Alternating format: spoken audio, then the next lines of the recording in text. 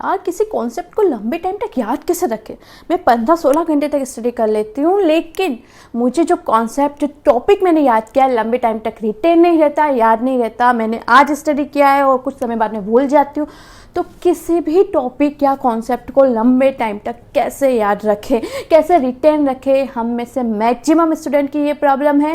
Hello everyone, I am CA Jagriti Jain and welcome back to my YouTube channel study with CA Jagriti, जहां मैं आपके साथ share करती हूँ स्टडी से रिलेटेड बहुत सारी यूजफुल इंफॉर्मेशन।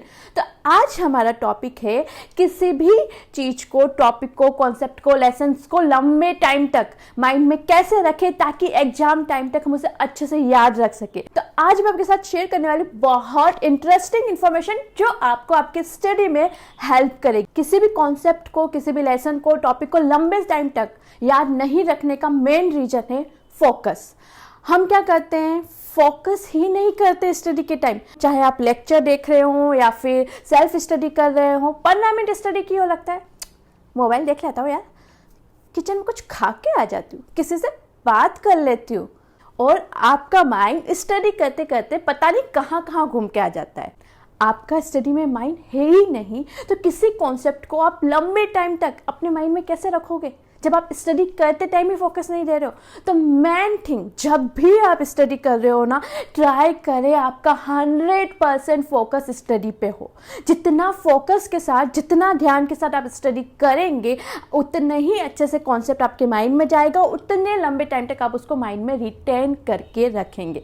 अब स्टडी पे फोकस कैसे करें, इसके लिए मैं एक सेपरेट वीडियो बनाऊंगी। आप 15 घंटे 16 घंटे स्टडी करते हैं और आपका ध्यान कहीं और है, इससे कहीं गुना अच्छा है आप 7 से 8 घंटे भी स्टडी करें, लेकिन फुल फोकस ना आपका स्टडी के ऊपर।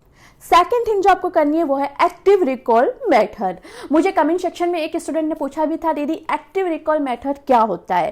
देखो, एक्टिव रिकॉल का मतलब होता है कि जब भी आप स्टडी कर रहे हो, आप कुछ ना कुछ कर रहे हैं। लाइक स्टडी करते टाइम आप रीड कर रहे हो, जोर जोर से लिख रहे हैं कोई कीवर्ड्स, कोई टॉपिक, कोई फॉर्मूला जो उस लेसन में या उस कॉन्सेप्ट में मेन है, या फिर किसी भी कॉन्सेप्ट को स्टडी करने के बाद उसे ऐसे एक्सप्लेन कर रहे हैं जैसे आप किसी और को उसको समझा रहे हो, या फ्लैश कार्ड यूज कर रहे हैं। इन सब से क्या आप कुछ ना कुछ एक्टिविटी कर रहे हो जिसकी वजह से आपका माइंड ना एक्टिव रहता है। और अगर आपका माइंड एक्टिव है तो 100% उस स्टडी, उस टॉपिक पर रहेगा, जिससे वो टॉपिक आपके माइंड में लंबे टाइम तक रिटेन रहेगा, आप उससे लंबे टाइम तक याद रख पाएंगे।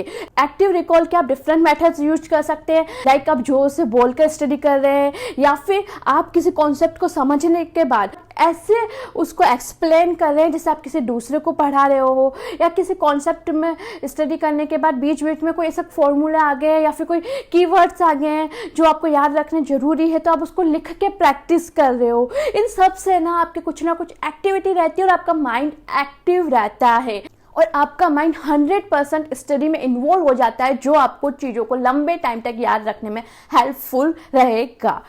Third thing, revise. I know आप सब कहेंगे इसमें क्या बड़ी बात है, हम तो सब करते हैं, लेकिन अकॉर्डिंग टू रिसर्च, अगर आप किसी कॉन्सेप्ट को स्टडी करते हैं, फिर 1 वीक तक आप उस कॉन्सेप्ट को देखते ही नहीं है, 1 से 2 वीक तक, तो आपको उस कॉन्सेप्ट का ओनली 15% ही याद रहता है। 85% आपका गायब हो जाता है। सही कह रहे हो? यानी कि अगर आपने चीज़ों को रिवाइज नहीं किया ना, तो अगर आज आपने कोई कॉन्सेप्ट स्टडी किया, आज से 2 महीने बाद आप वापस देख रहे हो, नील बट्टा सन्नाटा, जी हाँ, तो क्या करें यार, वापस से तो बार बार रिवाइज नहीं कर सकते ना। इसका बहुत अच्छा सॉल्यूशन है, यूज समरी नोट्स। आप कोई भी टॉपिक पढ़े, उसके समरी नोट्स बना ले, या कीवर्ड्स बना ले, फ्लैश कार्ड बना ले। देखो, आप हफ्ते 2 हफ्ते में फिर से उस कॉन्सेप्ट को पूरा नहीं देखेंगे, लेकिन उसके कीवर्ड्स देख लेंगे या फिर उसकी समरी भी देख लेंगे ना, तो आपके माइंड में फिर से वो पूरा चैप्टर एक्टिव हो जाएगा। तो जितना ज़्यादा हो सके रिवाइज करें, इससे आपके माइंड में वो कॉन्सेप्ट गायब नहीं होगा, एक्टिव रहेगा, ताकि आपको एग्जाम में हेल्प रहेगी। मेरी नेक्स्ट एडवाइस है, कोई भी बड़ा टॉपिक है, कोई इन्फॉर्मेशन है, उसको छोटे छोटे टुकड़ों में बांट के स्टडी करो। यानी कोई बहुत बड़ा चैप्टर है तो उसको 4 पार्ट में डिवाइड करो, 4 स्लॉट में। फर्स्ट 1 ये था, सेकंड 1 ये था, थर्ड 1 ये था, फोर्थ ये था। तो इससे आपके माइंड को वो चीज़ें याद रखने में हेल्पफुल रहेगी। आपके साथ टॉपिक लेके आते हो और आपको लगता है आपके माइंड उसको समराइज कर लेगा, नहीं ना, कोई बड़ा टॉपिक है, बड़ा कॉन्सेप्ट है, उसको टुकड़ों में डिवाइड कर दो, फर्स्ट पार्ट ये, सेकंड पार्ट ये, थर्ड पार्ट ये। फिर जब आप उसको रिकॉल करो ना, फर्स्ट पार्ट पूरा याद करो, सेकंड पार्ट, थर्ड पार्ट। इससे चीजें आपको समराइज होगी और आपके माइंड में लंबे टाइम तक उसे आप याद रख पाएंगे। तो क्या करना है, कोई भी बड़ा कॉन्सेप्ट है, कोई बड़ी चीज है, तो उसे छोटे छोटे टुकड़ों में बांट दो, ताकि जब आप स्टडी करो तो भी बोरियत ना हो, और जब आप उसको रिकॉल करो, फिर से याद करने की कोशिश करो, तो हाँ आपको याद आ जाएगा, इस टॉपिक में मैंने 3 पार्ट करके कुछ ऐसा याद किया था, ये इस पार्ट में ये था, उस पार्ट में ये था, इस पार्ट में, तो चीज़ें थोड़ी अच्छे से आप याद रख पाएंगे। नेक्स्ट थिंग, आई थिंक ये तो आपको सभी ने कहा होगा, डिस्ट्रैक्शन फ्री इन्वायरमेंट में स्टडी करें।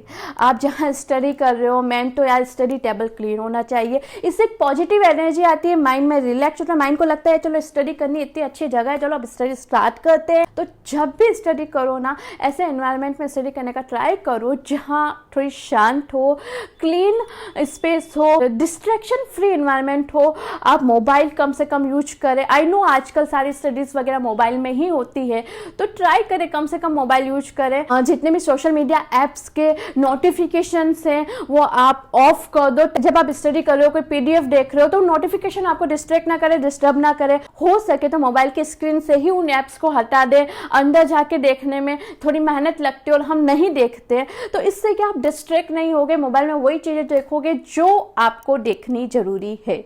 नेक्स्ट थिंग, कोई भी चीज़ ना रट्टाफिकेशन मत कीजिए। याद करने के बजाय उस कॉन्सेप्ट को समझने का ट्राई कीजिए, क्योंकि आप जब किसी कॉन्सेप्ट को समझते हो ना, तो एक तरीके से आपका लिंक बन जाता है, एक समराइज वे में आपके माइंड में वो चीज़ें बैठ जाती हो, चीज़ों को लंबे टाइम तक आप याद रखते हो। अगर यही आप रट्टाफिकेशन करोगे ना, तो 1 महीने आपने नहीं देखा तो सब कॉन्सेप्ट खत्म हो जाएगा। इसकी वजह अगर आप किसी कॉन्सेप्ट को समझते हो ना, तो वो आपके माइंड में लंबे टाइम तक रिटेन रहेगा।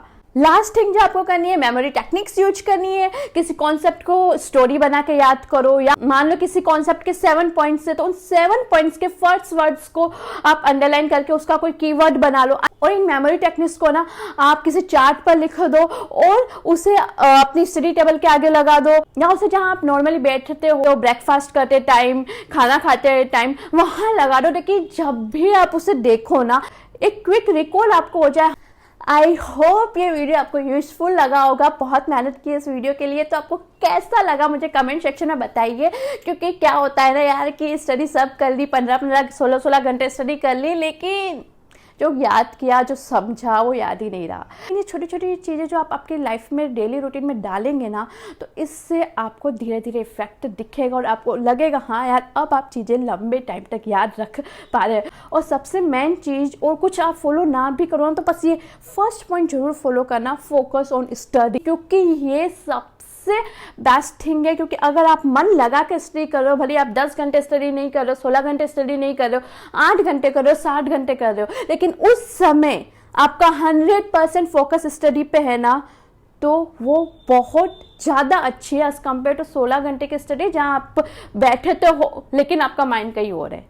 आई होप ये वीडियो आपके लिए यूज़फुल रहा होगा। अगर यूज़फुल रहा है तो अपने फ्रेंड्स के साथ ज़रूर शेयर कीजिएगा, क्योंकि यार आपके लाइक, सब्सक्राइब एंड कमेंट्स मुझे मोटिवेट करते हैं एक्स्ट्रा चीज़ें करने के लिए, एक्स्ट्रा एफर्ट्स करने के लिए। मिलते हैं हमारे नेक्स्ट वीडियो में, तब तक के लिए बाय बाय।